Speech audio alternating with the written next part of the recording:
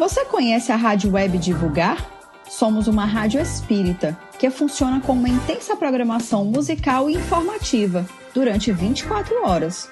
Para ouvir a rádio, basta acessar o site www.divulgar.net.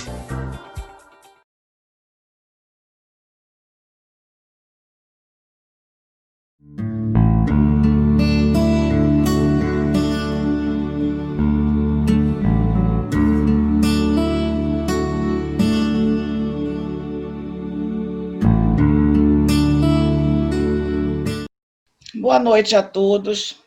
Estamos aqui novamente com a roda de conversa sobre saúde mental, uma iniciativa da Associação Médicos Espíritas do Maranhão, com o intuito de fazer uma conexão entre a saúde mental e os conhecimentos espíritas. Eu me chamo Patrícia Rose, sou médica com formação em pediatria, saúde mental e da família, e atualmente trabalho no Centro de Atenção Psicossocial Infanto-Juvenil, o CAPES, e no Estado, avaliando e acompanhando pacientes que têm transtornos mentais e que em algum momento eles cometeram algum delito e estão sob a égide da justiça. Hoje estamos aqui com uma convidada muito especial, doutora Kátia Marabuco. Doutora Kátia tem um lugar muito especial em nosso coração, da AME Maranhão, por ser nossa tutora, chamada carinhosamente de nossa Dindinha. Então, ocorre que doutora Marlene Nobre, fundadora da AME Brasil, antes de desencarnar no início de 2015, incumbiu a doutora Kátia de nos tutelar na implantação da AME. Não vou falar em fundação, porque já existia um broto, uma semente, plantada por nosso querido doutor Sérgio França, desde o início deste século, e eu estava presente nessa época também, né? Então, essa missão que a doutora Kátia tem abraçado com muito carinho, sempre que pode, nos presenteia com a sua presença. E hoje nós estamos aqui para falar sobre as dores da alma, que é um tema que tem se mostrado muito frequente em nosso dia a dia. E antes de começarmos, eu queria fazer a prece, né, que sempre nos traz para que nós possamos pedir ajuda aos nossos mentores de luz que coordenam esse trabalho da AME Maranhão. Então, vamos fechar nossos olhos, elevar nosso pensamento a Deus, nosso Pai. Agradecemos por mais este momento em que aqui estamos, como instrumentos de esclarecimento, de luz, amparados pelos benfeitores espirituais que nos assistem e que nos permitem todos os dias caminhar e chegar um pouco mais perto da perfeição moral e espiritual. O caminho é árduo, muitas pedras encontramos, mas seguros nas mãos de Deus, vamos seguindo com a nossa jornada. E assim, nós te pedimos, Senhor, que nos fortaleça cada vez mais em nossos propósitos, de bem fazer e de levar os nossos conhecimentos a todos aqueles que precisam. Te pedimos, Senhor, que hoje possamos ter uma conversa bastante produtiva e que chegue a quantos necessitam desse conhecimento. Com a tua permissão, com o teu amparo, envolvidos na tua luz e nas tuas bênçãos, nós queremos então iniciar o trabalho, o estudo, a conversa da noite de hoje. Que assim seja. Então, meus irmãos, hoje nós estamos aqui com a doutora Kátia Marabuco. Doutora Kátia é conferencista e escritora espírita, médica oncologista, professora da Universidade do Piauí, doutora pela USP e atual presidente da AME Piauí. Escreveu os livros Terapia e Amor, Viagens, Sonhos e Poesia e Os Caminhos da Dor. E o nosso tema sendo as dores da alma, como eu já falei, é um tema que a gente tem visto com muita frequência, essas questões dos conflitos. E pensando nisso, o que é que nós observamos? Que o homem sempre fugiu de si mesmo. E ele sempre buscou culpar o próximo por todas as suas desditas. Baseado no narcisismo inerente a nós todos, alimentamos o egoísmo de tal forma que sempre tentamos excluir o outro do nosso convívio. Haja visto que no Evangelho segundo o Espiritismo, capítulo 13, que diz: não saiba a vossa mão esquerda o que faça a vossa mão direita. Nas instruções dos Espíritos, no item a caridade material e a caridade moral, temos que a caridade moral consiste em se suportar uns aos outros, e é o que menos fazeis nesse mundo inferior. Assim sendo, nós sabemos que o homem ele tem cada vez mais se afastado do convívio com o outro, por excesso de tecnologia, pelas redes sociais que fazem com que nós tenhamos muito mais contatos virtuais do que os contatos físicos. E isso tem traçado, nessa ânsia dele cada vez mais estar separado do seu próximo, né, nessas rotas de fuga que ele faz, buscando os prazeres que o mundo oferece, mas de forma muito fugaz.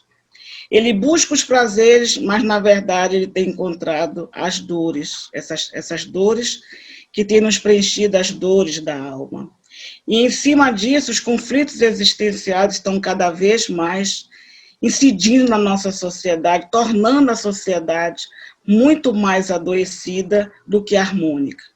Baseado nisso, doutora Cátia, o que a gente pode falar a respeito dessa sociedade consumista, essas dores da alma que nós temos visto em todas as esferas da sociedade, em todos os países, né, em todas as faixas etárias? Cada vez mais nós temos doenças, a depressão, o pânico, a ansiedade, culminando com o suicídio. Como é que a gente pode falar sobre essas dores que tanto campeiam em nossa sociedade? Boa noite a todos, meus amigos. Inicialmente, eu gostaria de fazer um cumprimento a todos que nos assistem, cumprimentar também os queridos amigos da Associação de Médicos Espíritas do Maranhão, bem como todos os médicos, porque hoje, 18 de outubro, é o Dia do Médico, é um domingo, mas é um dia especial para todos nós que abraçamos essa tarefa que nos foi otorgada por Deus.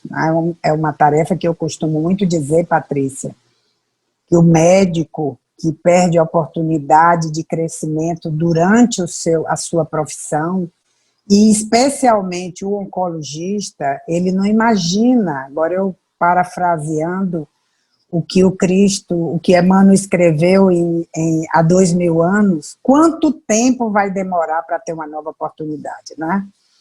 Então, eu quero cumprimentar todos e dizer da minha satisfação de estar aqui com vocês.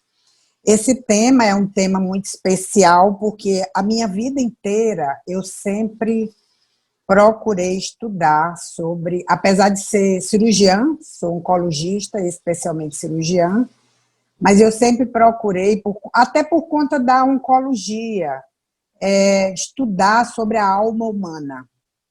Então, eu já estou agora numa fase da minha vida em que já tenho uma bagagem de vida, né, posso dizer assim, de observação não só dos pacientes, mas de as várias etapas que eu vivi na nossa sociedade, observando o comportamento das pessoas na sociedade. Então, na verdade, meus amigos maranhenses, eu fui criada no Maranhão, né? Porque eu fui criada em Timon e vivi esse período inicial da minha vida no interior do Maranhão.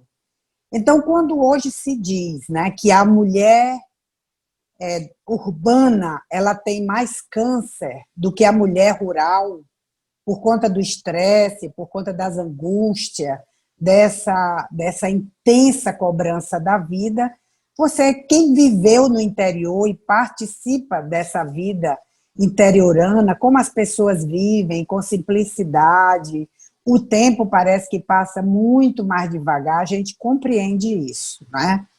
Então, você observa que a sociedade, nesses últimos... Quando eu era jovem, por exemplo, nos meus 15 anos, eu imaginava assim, quando chegar o ano 2000, como é que eu vou estar, né?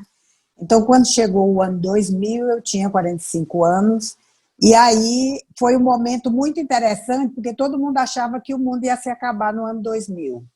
Então, era aquela angústia, e isso eu presenciei também no consultório, as pessoas com medo de morrer, era aquela angústia muito grande.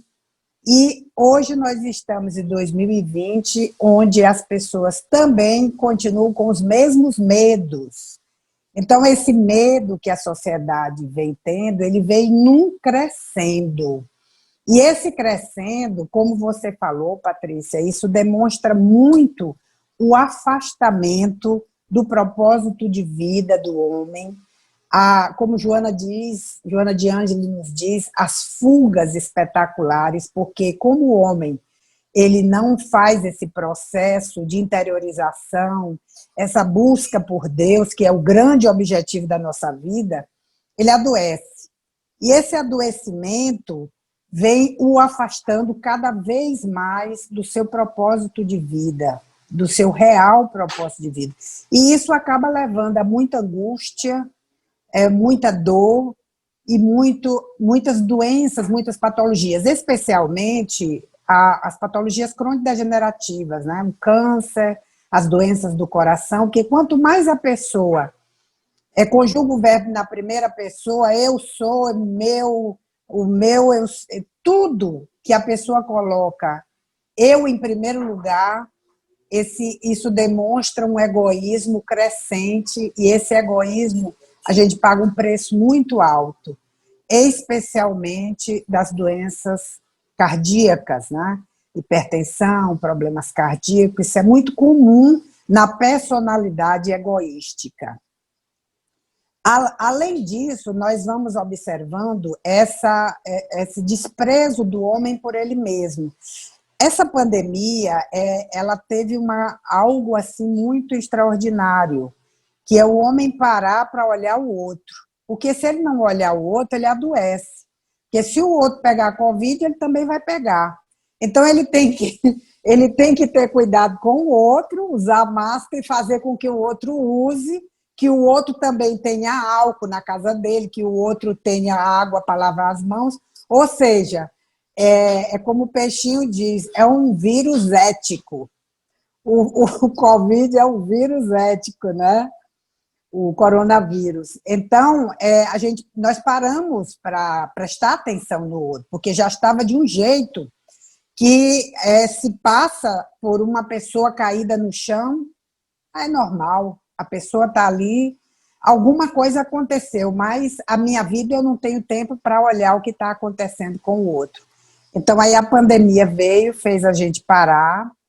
Nós, apesar de ter diminuído, mas nós estamos vendo a quantidade de firmas que tem e a quantidade de pessoas que têm se movimentado para ajudar o próximo.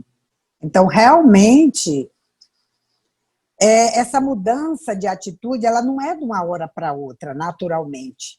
A gente precisa, cada vez mais, esse questionamento, ele vem, e infelizmente, como diz Clarencio nos diz no livro Entre a Terra e o Céu, que depois de Deus, a dor é o veículo que mais faz o homem parar, pensar e se modificar. É a dor.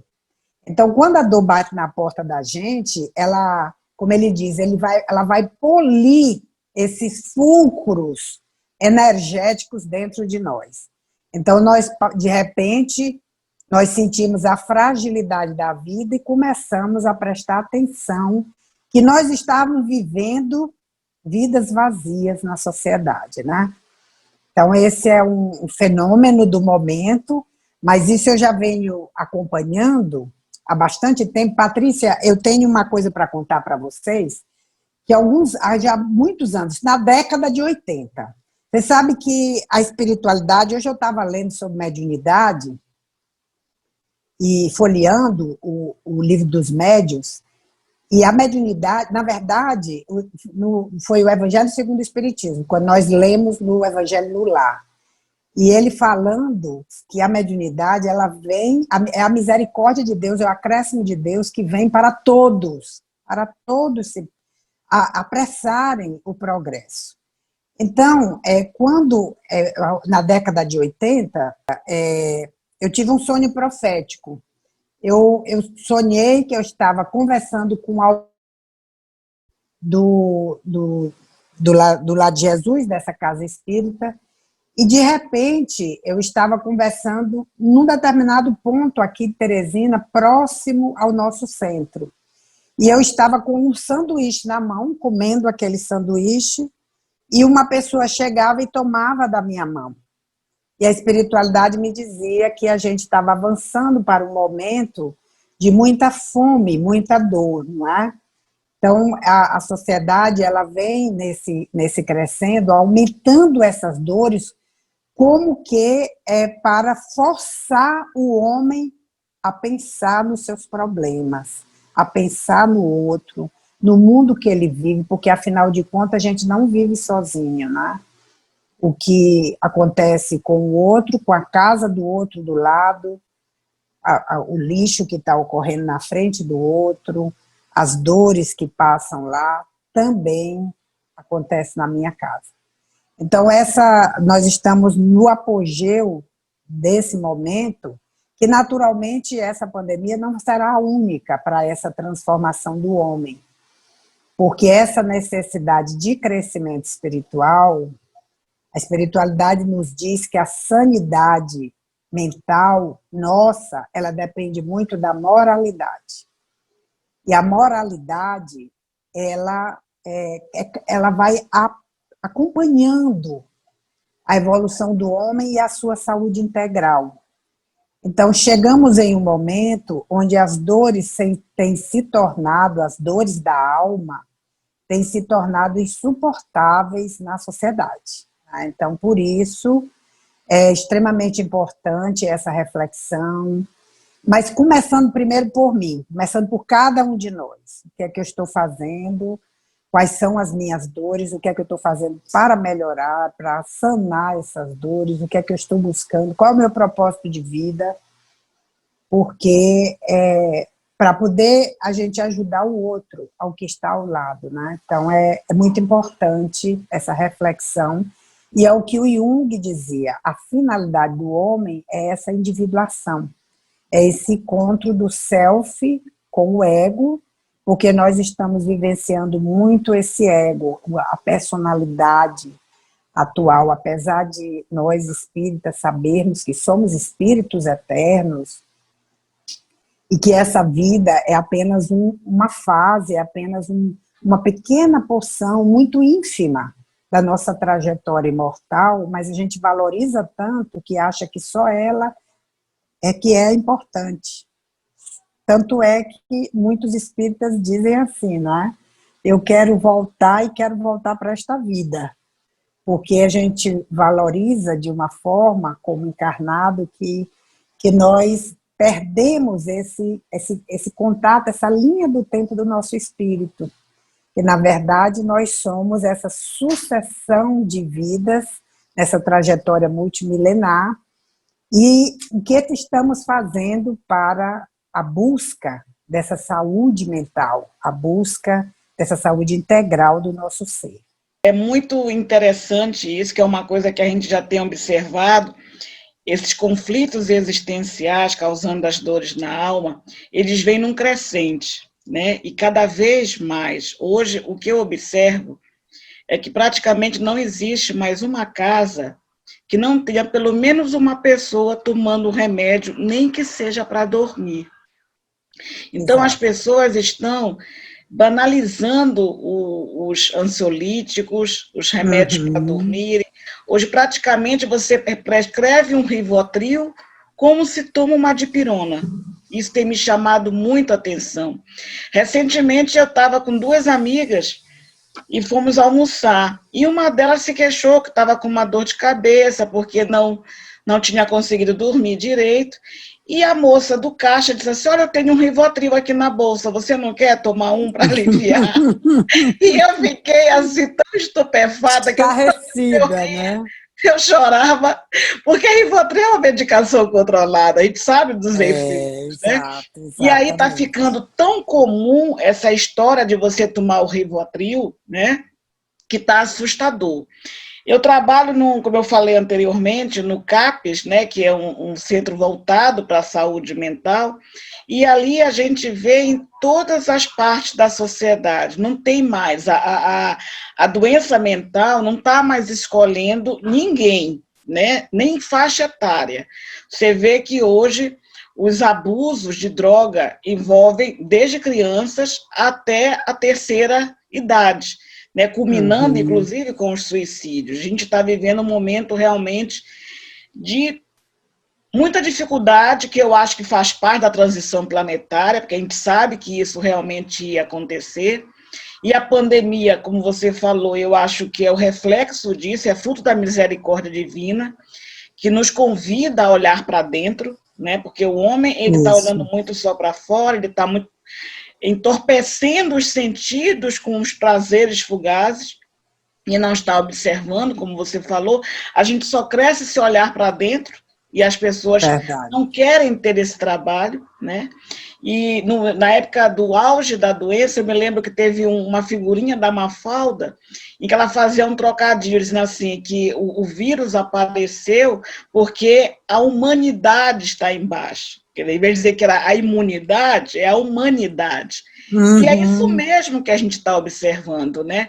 As pessoas passam umas pelas outras e não se olham. Eu digo que a máscara foi uma bênção para a gente, porque a gente pôde finalmente olhar no olho do outro, porque a gente Que é não o que olha tem para olhar. assim.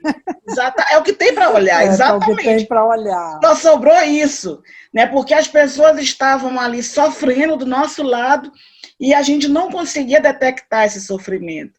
E quando vinha a notícia de que a pessoa tinha, né, infartado, ou se jogado de algum lugar, se enforcado, a gente ficava, meu Deus, mas como é que eu não vi isso? Você não viu Uhum. porque não tinha Verdade. olhos de ver, né? E É. infelizmente isso acontecia dentro de nossas casas.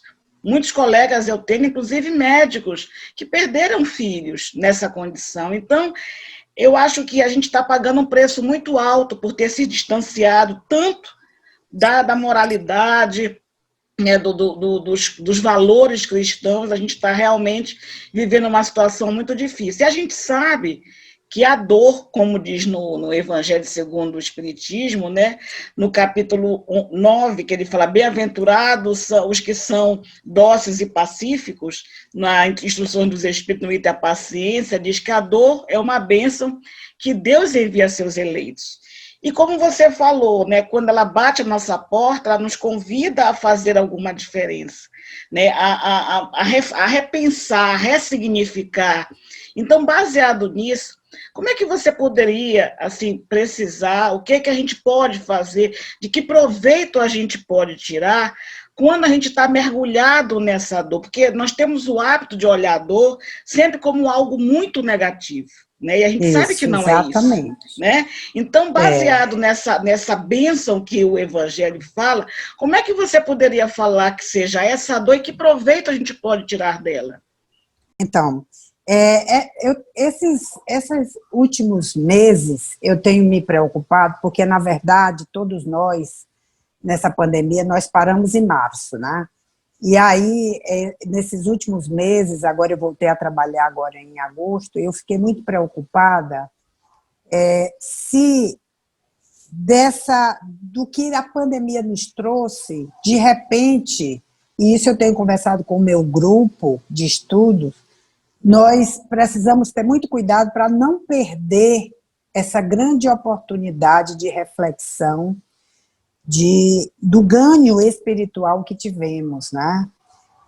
Daqueles que acordaram, porque, na verdade, vejam, minha gente, eu até estava respondendo essa semana para uma pessoa amiga que perdeu a mãe com câncer, e vocês sabem que tem sempre aqueles questionamentos, se a pessoa Por que a pessoa tem o câncer, né?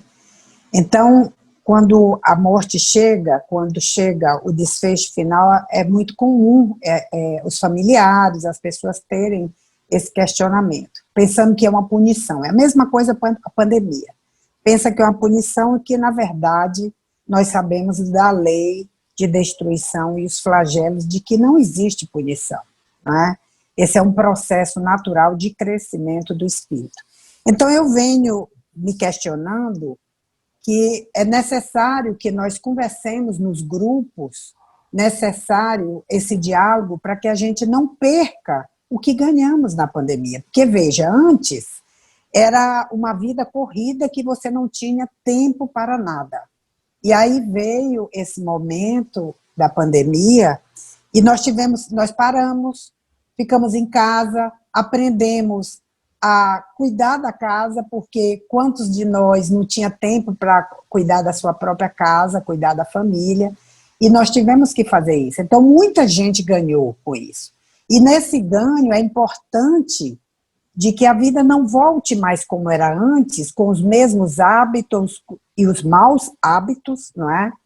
Com essa angústia da aparência, e que nós possamos ganhar de sair. E quando você fala sobre os ansiolíticos, nada mais representa, né, que essa onda que as pessoas, isso na verdade são só fugas, né? Faz de conta que eu estou bem, eu tomo uma medicação e eu estou bem ali temporariamente. Isso demonstra realmente o quanto o homem moderno, ele não se conhece, ele não entra dentro de si, ele não sabe lidar com a dificuldade, não sabe lidar com o luto, não sabe lidar com a sua própria dor. E ele foge para os ansiolíticos e as medicações que estão no mercado de uma forma como você citou, e que às vezes o paciente chega no consultório e quando ele não sai com uma medicação, um ansiolítico, antidepressivo, ele diz, mas não vai me passar nenhuma medicação para melhorar. Então o paciente ele já fica questionando, porque ele próprio aprendeu que uma pílula simples, barata, rápida, vai resolver o problema dele, quando na realidade não resolve. Então, você começa a ver que, de fato, aquela nossa conversa do início, que é necessário haver uma reavaliação da própria estrutura do lar, do como estão nossos lares, o que é que nós estamos fazendo, e isso a sociedade como um todo. Porque hoje mesmo, no Evangelho no Lar, eu estava conversando isso, discutindo isso com meu marido, e eu estava me lembrando agora, e ele comentando sobre isso, que as crianças hoje, que os nossos filhos, eles tinham uma gama enorme de atividades desportivas. Eles faziam muitos desportos, e natação, judô, tudo. E as crianças hoje, elas estão dentro de casa, enclausuradas num cubículo, ou com um celular na mão, afastadas, porque o celular, o tempo que ele nos conecta ao mundo, ele nos afasta das pessoas também. Então as pessoas ficam sozinhas num cantinho, com elas mesmas, sorrindo, porque às vezes vem vídeos engraçados, mas sozinhas. Então a solidão está deixando as pessoas cada vez mais com um nível de sociopatia muito grande, não é? E eu me lembrava que quando meus filhos eram crianças, existe uma coleção, que são 2 volumes, o Livro das Virtudes. Então, eu lia esse livro para meus filhos dormirem, e constantemente eu lia até nos evangelhos, quando a gente fazia Evangelho no Lar, que eles foram criados dentro do Evangelho no Lar. Então, é necessário as famílias olharem para a sua estrutura e ver o que está errado é no lar, não é? Essa vida de aparência que a gente tem, ela leva uma vida vazia. E isso é o grande gerador da obsessão, que é uma patologia que nós espíritas conhecemos, mas as pessoas não conhecem. Então, hoje nós temos uma obsessão que graça a sociedade, e na verdade, quando a gente vai fazer um paralelo com a doença mental, né, A obsessão simples são os estados ansiosos, né? E a sociedade está vivendo um estado ansioso, de monoideísmo muito grande, são apelos que levam o homem a essa vida de aparência, apelos que, na verdade, são ideias fixas. É a pessoa que quer sempre fazer o selfie, quer sempre estar bem na fita, o corpo sarado, e tantas coisas que se tornam ideias fixas que levam à obsessão, né? E fora isso, realmente, já nos alertava no livro Os Mensageiros, né? Já nos alertava a espiritualidade. Imaginem vocês que naquele momento, que é a década de 50, a espiritualidade inferior estava se aproximando muito do mundo dos homens, do mundo dos encarnados, né? Você imagina como estamos hoje, não é? Como isso cresceu. Então, essa obsessão é uma ideia enfermiça. Uma ideia enfermiça que ela sem contorno adequado, ela vai tomando de conta da mente da pessoa. Então, a obsessão simples, que é o estado ansioso, levando, inclusive, os profissionais liberais à síndrome do burnout, né? Essa angústia da existência, aí ela passa para uma nova fase, que é a neurose. A neurose, e há o Viktor Frankl falava mesmo da neurose coletiva da sociedade, que leva a essa vida vazia, né? E aí as neuroses são as fascinações, e cada vez elas vão aumentando mais a ponto de levar à subjugação, que são os estados de psicopatia. Então, é muito importante nós não perdermos esse momento especial na nossa vida, nós estamos tendo essa oportunidade, porque, vejam, nós pensávamos que a transição planetária viria com a Terceira Guerra, viria com um desastre estrondoso, né? Eu particularmente tinha assim, um receio da abertura da falha de Santo Andreas, né? St. Andreas, nos Estados Unidos, que se fala há muitos anos. Eu lia muito sobre isso, então a gente sempre tinha esse medo do movimento das placas tectônicas trazerem um momento catastrófico no planeta. Mas veio a pandemia, nesse momento que a cada 100 anos, como que a humanidade é sacudida, né? Faz 100 anos que a gripe espanhola esteve aí, e agora nós estamos vivendo, e na verdade, minha gente, nós não vai parar logo, as pessoas estão ansiosas pela vacina, mas é uma mudança de hábito, vocês veem que as ondas, elas se repetem, para que nos dê oportunidade dessa sedimentação de novos valores, de aproveitar o momento presente para concretizar, porque ela vem outra e mais outra para apressar esse progresso. Afinal de contas, a espiritualidade nos diz que os iluminados estão vindo aí, né? Os espíritos mais adiantados, e precisam encontrar uma terra mais saneada. E essa terra saneada é a terra dos nossos corações, que nós tenhamos menos egoísmo, né? Então, essa auto-obsessão que nós estamos vivenciando, ela tende a aumentar, se o homem não mudar. Existe já uma previsão para um aumento da onda de suicídio, de automutilação, por conta desse desespero. Por isso que essas lives, eu vi que o espiritismo, isso foi muito bom para o nosso movimento, e o quanto tem crescido, levando consolo para as pessoas, né? Essa semana uma paciente me dizia isso, que o quanto os vídeos têm ajudado as pessoas, né? E quanto ela, quando se sente angustiada, que tem um vídeo que eu fiz sobre a pandemia da depressão, o quanto tem ajudado. E isso é uma coisa maravilhosa, você, através da internet, você conseguir chegar no coração da pessoa e ajudar, estender a mão, porque muitas vezes a gente acha que está demais, tem muitas lives, mas não está demais, as pessoas estão precisando. Há uma necessidade de consolo, né? Então, o efeito desse processo que nós estamos vivendo Muita gente não conhece essa terminologia espírita, mas é uma intoxicação do perispírito, o efeito da obsessão, da auto-obsessão. Né? A criatura não está feliz consigo mesmo, não se encontrar. Porque, às vezes, Patrícia, a gente conversa com as pessoas, como eu fiz psicologia transpessoal e neurolinguística até para ajudar meus pacientes, quando você conversa com a pessoa e você pergunta sobre qual é o seu guardião? Qual é o seu anjo da guarda, seu mentor espiritual? É muito difícil as pessoas saberem, porque não tem esse hábito de interiorização, de conversar consigo mesmo, de conversar com Deus, de conversar com seu guardião. Então, é necessário. Por isso que Jesus, sabiamente, diz, quando a gente precisasse conversar com Deus, você deveria fechar no seu quarto, na intimidade, na sua intimidade, e abrir a porta do seu coração e conversar. Então, nossos guardiães, nossos anjos da guarda, eles estão ao nosso lado, mas muitas vezes a pessoa nem convida, não é? Nem convida para ele participar da sua vida.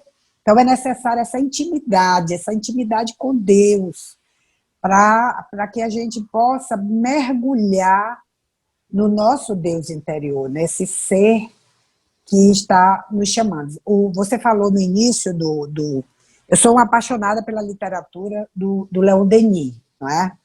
E esse livro, O Problema do Ser, do Destino e da Dor, é assim, extraordinário. É um livro com uma densidade literária muito grande. Eu gosto muito da forma poética, como ele fala.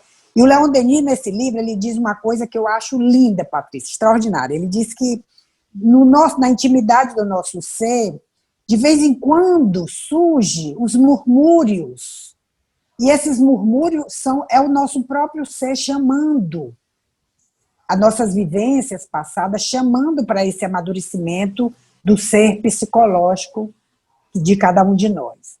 Mas que, de vez em quando, ele ruge muito intensamente para que a gente acorde, porque os murmúrios, os sussurros, eles não nos acordaram. Então, vem a tempestade e ela ruge, nos sacode, é o momento momento que a pessoa passa por perdas, uma doença, o problema agora que está acontecendo na pandemia, é essa tempestade que ruge e sacode a pessoa, acorda homem. Então ele nos fala isso e nos diz algo extraordinário no capítulo As Potências da Alma, né? A revelação pela dor, esse é um capítulo extraordinário, As Potências da Alma, né? Quando ele fala da dor e da revelação pela dor. E como eu trabalho muito com pacientes com câncer, é necessidade de prática, você vê a pessoa crescendo dentro de um sofrimento e se tornando alguém maravilhoso, lindo. Eu já tive a oportunidade de acompanhar pacientes que eu ficava olhando, assim, estarrecida, como é que a pessoa tinha se tornado aquele poço de sabedoria. Na verdade, ela já tinha essa sabedoria dentro dela. E eu me recordo de um paciente que ele teve um câncer de cabeça e pescoço, e eu não pude operá-lo porque a doença era cruel, ela voltava, ele fazia quimioterapia e voltava. Logo que eu recebi esse paciente, inclusive eu disse para ele, você devia escrever o livro da sua vida porque você tem muito que ensinar. Logo que eu recebi, ele era um rapaz bonito, saradão, fazia ginástica todo dia. Saradão, um rapaz que tinha os olhos azuis, ou seja, aparentemente uma pessoa de aparência física muito bonita. E a doença veio assim pesada para ele, muito pesada. Mas eu acompanhei nas visitas posteriores, a cada 6 meses, porque ele ficava com a oncologista e depois vinha para ver se dava para operar já. E eu fiquei assim encantada como a doença operou milagres na alma dele. Porque ele se mostrou um gigante interior, uma força interior que, na verdade, ele já tinha. Porque a gente sabe, como eu falei para vocês no início, geralmente eu explico às pessoas, porque as pessoas acham que o câncer é uma punição, e na verdade não é. Né? Nós sabemos que quem é que tem câncer? Nós trazemos nas nossas matrizes espirituais aquilo que a gente precisa passar para crescer espiritualmente. Então, vem a doença e as pessoas Ninguém quer adoecer, ninguém quer sofrer, mas isso faz parte da vida na Terra, faz parte do nosso mundo de provas e expiações. E aí, quando a pessoa tem o câncer, ela fica com esse questionamento. Mas o câncer, ele, às vezes, a pessoa está tendo para se depurar, para limpar aquelas mazelas interiores, ou é a misericórdia de Deus que o auxilia para que ele, num salto quântico, ele modifique o seu padrão vibratório e cresça espiritualmente. Então, na verdade, a doença ela tem esse lado positivo de apressar o crescimento espiritual da pessoa. Então, que nós possamos refletir para não perder essa oportunidade que nós estamos tendo de reflexão. A grande maioria de nós parou para estudar mais, para refletir, para ajudar o próximo. Então, que nós tenhamos esse cuidado de não deixar que esse momento, que com certeza vai chegar um ponto que vai passar tudo isso, né? Mas que não volte aos padrões anteriores, porque não pode voltar. Quem se deixar voltar ao padrão anterior vai entrar de novo num processo de sofrimento. E não é isso que Deus deseja para os seus filhos. Ele deseja que nós cresçamos em amor, tenhamos saúde plena e felicidade. Maravilha poder escutar, é assim, a gente fica bebendo na fonte, é muito bom, muito bom. Você estava falando de neurose coletiva, nessa neurose que nós estamos vivendo, e Joana de Ângeles, ela fala nos gigantes da alma, né, que é a ira, a rotina, o medo, a revolta. E aí a gente vai vendo que essas revoltas, esses medos e essa ira, ela está sempre na gênese dos processos depressivos, né? E nada mais para perpetuar uma depressão do que o cárcere mental, né? Nós observamos que tem muitos pacientes que, apesar de tomarem 2, 3 antidepressivos por longas datas, não se veem livres desse quadro doentio. Então, consoante a esse cárcere mental, essa culpa que nos paralisa e que nos aprisiona em nós mesmos, né? Como é que a gente pode sair, se libertar? Eu costumo dizer, né, que eu também vi num dos livros de Joana de Ângeles, que existem 2 tipos de culpa. Aquela que levou Judas ao suicídio, né? Ele não suportou a culpa. E a culpa de Pedro, que quando Cristo perguntou a Pedro se ele o amava, e perguntou 3 vezes, ele disse, sim, Senhor, eu te amo. E ele foi e disse, então apacenta as minhas ovelhas. E nisso ele erigiu a igreja do Cristo. Então, baseado nessas 2 culpas, como é que o homem que está vivendo nesse cárcere mental, ele pode ressignificar, ele pode se libertar?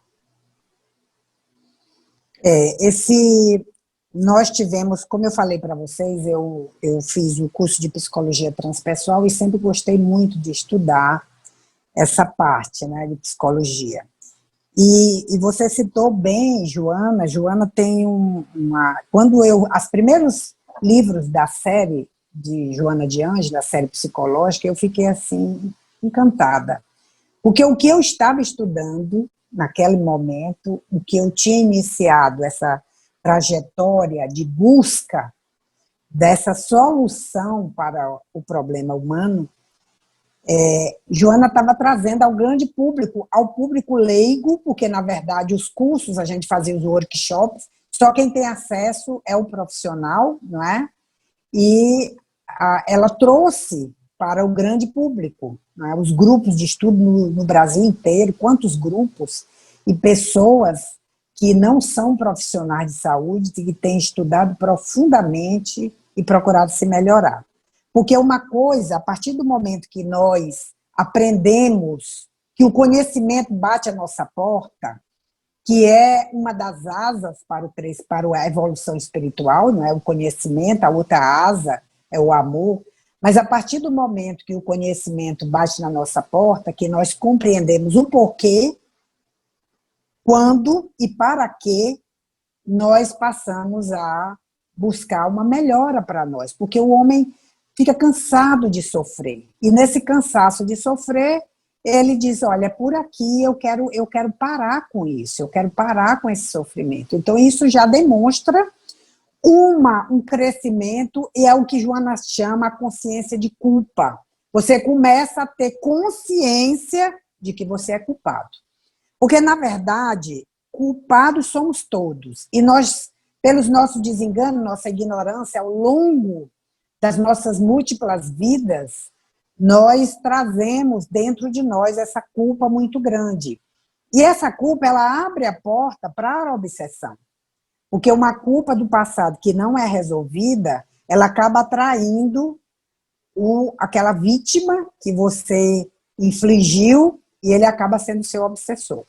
Então, qual é a forma de nos livrarmos disso, né? Em primeiro lugar, eu quero chamar a atenção para vocês desse último livro de Joana, que ela existe. Eu fiz um trabalho fazendo uma análise de 3 livros de Joana: Momentos de Meditação, Amor Imbatível Amor e Vidas Vazias, que ela trabalha a consciência de culpa, trabalha a culpa, né?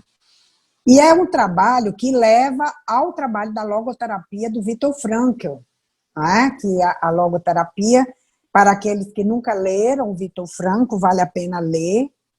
Ele no seu livro, O Sentido da Vida, né? Ele conta a trajetória dele no campo de concentração. Ele participou de 4 campos de concentração.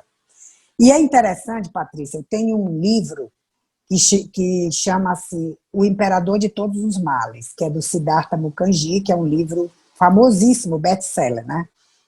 E ele diz que um memorialista italiano, ele comparou o câncer ao campo de campo de concentração, porque a pessoa fica enclausurada, ela não pensa nem no futuro dela, ela não pensa, só vive do presente, no que está acontecendo. Ela não tem mais passado, não pensa no futuro e só vive o agora.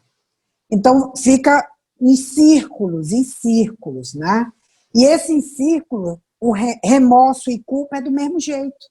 A pessoa fica naquela culpa se remoendo, se acha que não merece, sem merecimento, eu não mereço que Deus tenha misericórdia de mim, eu não mereço estar na AME, eu não mereço estar no Espiritismo, como às vezes induções vêm na mente da pessoa, a pessoa vai para a casa espírita, vai para o templo, vai para a igreja, e aquela voz vem na sua mente e diz assim, você é um culpado, e começa a baixa estima, com palavras que derrubam a pessoa, né?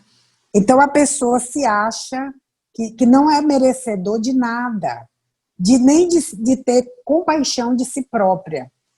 E essa culpa que vai remoendo, ela vai desenvolvendo ressentimentos, a mágoa, ressentimentos que acabam levando a doenças, né? Porque isso leva a baixa estima leva a baixa da imunidade, a imunidade abre as portas para que vírus, bactérias e células malignas comecem a proliferar. Então, quando Joana diz que quando você começa a ter a consciência de culpa, você começa a dar um passo à frente. Só que esse um passo à frente, ele precisa, de fato, ser um propósito para se modificar. Porque também não posso só ter a consciência de culpa e não me modificar. Então, às vezes, há muitos anos, eu recebia no consultório meninas que tinham praticado aborto e vinham com uma culpa terrível. Então, dentro do espiritismo, o que é que a gente aprende? Trabalhar, servir ao próximo. E o trabalho, ele é construtivo, nos ajuda a nos defender dessas dores internas, desses fantasmas que nos assolam e nos faz um ato de amor que cobre a multidão de pecado, como Pedro dizia, e nos leva para o resgate de nossas próprias culpas. Então, em primeiro lugar, servir ao próximo, procurar um propósito, uma atividade, um objetivo diário de serviço. Quanto, como diz o Dr. Bezerra de Menezes, servir para merecer servir mais, né? Então, eu orientava essas meninas que fossem nas maternidades e procurassem, bastava ir uma vez no mês, que fosse nas maternidades levar enxoval para as crianças carentes. Porque eu contava para elas, porque tem crianças, como uma vez uma enfermeira do hospital me contou, que foi com uma assistência, numa casa, eles foram chamadas para fazer um parto de urgência, e quando a criança nasceu, perguntaram assim, cadê o coeiro? Traz o coeiro para segurar a criança. E trouxeram um saco de cimento lavado. Então, o saco de cimento lavado era o lençolzinho para cobrir a criança. E aí eu contava para essas meninas como a necessidade era grande. Então, e aí, a partir desse serviço, de servir ao próximo, quantas meninas, mulheres, eu consegui que elas se libertassem. Algumas se tornaram espírita, outras não. Mas vejam que coisa extraordinária que através do trabalho, como a gente se trata, como você consegue um significado de viver. Afinal de contas, a espiritualidade amiga, os nossos guardiães, o que é que eles fazem? Eles, diante de Deus, eles servem a Deus procurando nos proteger, nos servir, nos ajudar, nos conduzir no caminho seguro. Então, que nós possamos ser também guardiães de outras pessoas. Facilidade, é como a espiritualidade diz, Patrícia, você deve ser jardins para as outras pessoas, jogar flores no caminho das pessoas, que é o serviço, né? Então, na medida que nós trabalhamos, nós estamos tratando as nossas mazelas, porque todos nós temos. Todos nós temos. Às vezes as pessoas dizem, você não tem problema. Quem é que não tem? Não é? Todo mundo tem problema e todos nós, se estamos nesse planeta de provas e expiações, é porque todos somos iguais. Ninguém é diferente, com raríssimas exceções, que são aqueles grandes missionários que vieram para nos impulsionar. Todos nós temos problemas e as nossas famílias são iguais. Então, nós devemos procurar isso que Kardec nos trouxe, fora da caridade não há salvação. Fazer caridade, caridade do verbo, caridade de ouvir, caridade do trabalho, caridade de servir a todos, não é? Pronto, falou tudo, né, do que a gente precisava realmente entender a nível de as dores da alma, como a gente pode se resgatar dessas dores, né?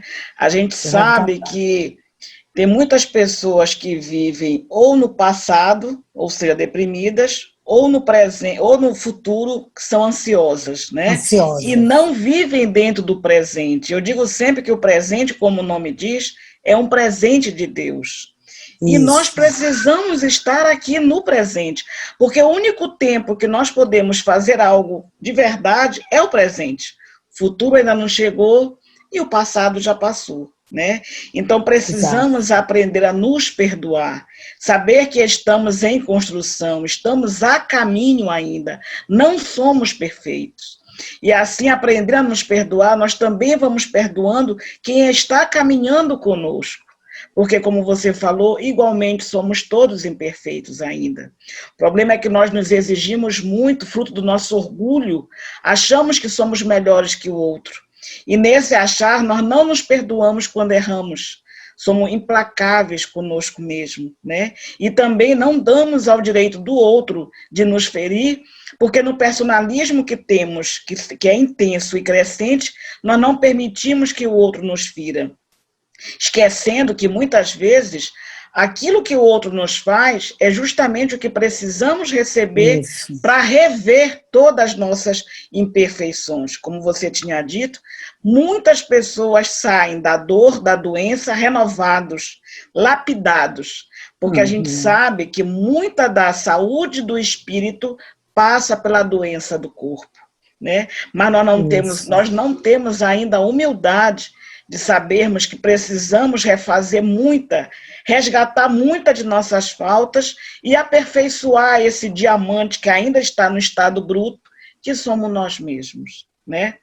Doutora Kátia, um prazer inefável tê-la conosco nesse momento, nessa roda de conversa. Eu não poderia ter escolhido melhor pessoa para falar sobre as dores da alma. Estou encantada com suas palavras, como sempre. Acho que vão ser valiosíssimas para todos que puderem escutar.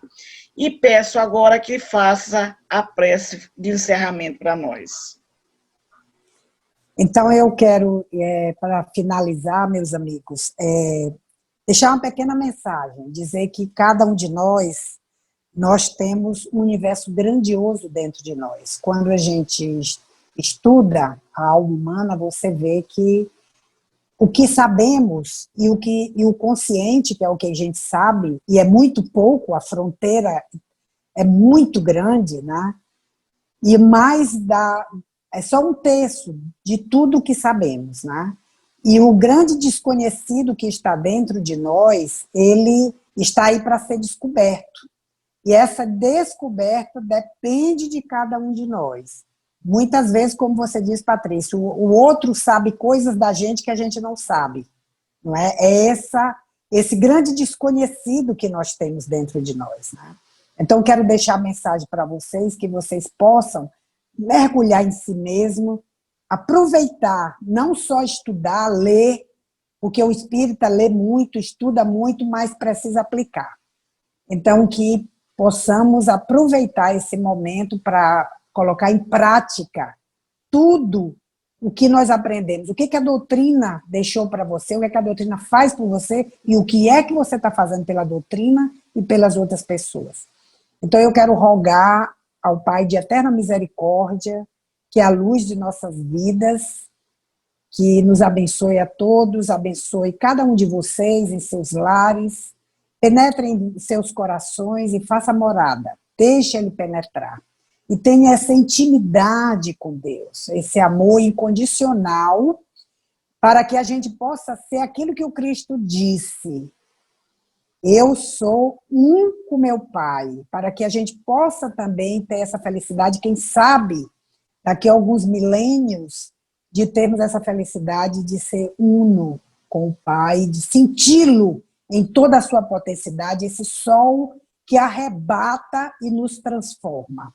Então, que nós possamos ser também para as outras pessoas este sol, porque muitas vezes, como todos sabemos, o Cristo chega em nós através do próximo, e nós chegamos ao Pai através do Cristo, nosso modelo, guia, nossa luz, a luz de nossas vidas. Quero deixar meu grande abraço a todos os companheiros da AME Maranhão, a todos os maranhenses que estão nos assistindo, e outros, né, outros amigos de outras pragas, né? Porque hoje com a internet, quantas pessoas até de outros países nos assistem. Queremos deixar esse grande abraço, porque todos fazemos parte dessa família universal extraordinária e amorosa, que cada vez se aproxima, e que vocês sintam, nascendo do Piauí, Maranhão, esse grande amplexo, esse grande abraço de amor. Muito obrigada.